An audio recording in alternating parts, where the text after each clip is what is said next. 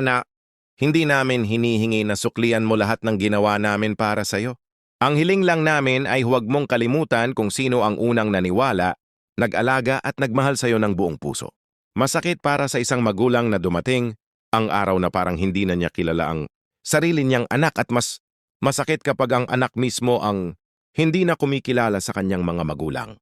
Kung may pagkukulang kami, patawarin mo kami. Kung may sama ka ng loob, sabihin mo sa amin, huwag mong hayaang pride at galit ang maging dahilan para tuluyan tayong magkahiwalay. Anak, maaring dumating ang panahon na wala na kami sa tabi mo. Sana bago dumating ang araw na yon, maibalik natin ang pagmamahalan at respeto na dati nating mayroon. Hindi namin kailangan ng perpektong anak. Gusto lang namin ng anak na hindi nakakalimot.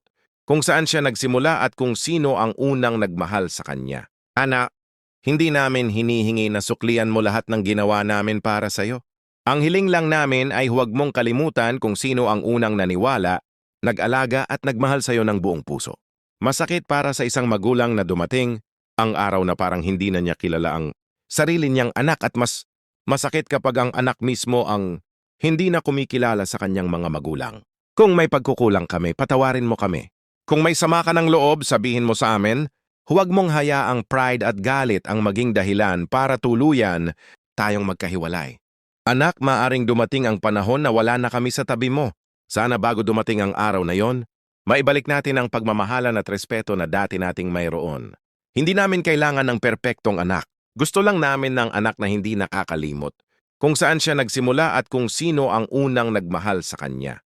Mataas ang uric acid o gout, maaring may mga senyales tulad ng biglang matinding sakit sa kasukasuan, lalo na sa hinlalaki sa paa.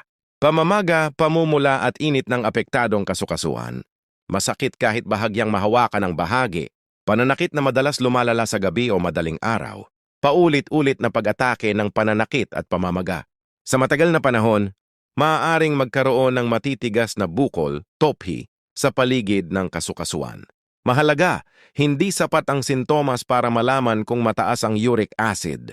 Pinakamainam ang blood test at pagsusuri ng doktor. Maaari ring mataas ang uric acid ng walang anumang sintomas. Mga pagkaing dapat iwasan o bawasan kapag mataas ang iyong uric acid. Lamang loob, atay, bato, bituka, puso, sardinas, dilis, tamban, mackerel at ilang lamang dagat. Malalaking serving ng karne, baka, baboy at tupa.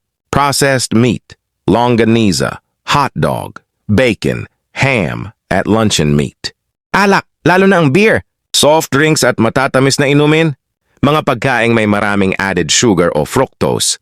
Sobrang dami ng karne o seafood sa isang kainan. Mga pagkaing pwedeng kainin pag mataas na uric acid. Gatas at yogurt na low-fat, itlog. Gulay. Karamihan ng gulay ay pwedeng kainin. Prutas, mansanas, saging, orange, berries at iba pa. Oatmeal at whole grains. Tokwa, beans, mongo at lentils bilang alternatibong protina. Manok, ngunit katamtamang dami. Mani at buto. Maraming tubig, maliban kung pinagbawalan kang uminom ng maraming fluids ng doktor. Tandaan, hindi kailangang alisin lahat ng pagkaing may purine. Mas mahalaga ang tamang dami, sapat na tubig, at pag-iwas sa alak at matatamis na inumin. Kung madalas kang magkaroon ng matinding sakit, pamamaga at pamumula ng kasukasuan, magpatingin sa doktor dahil maaaring gout iyon.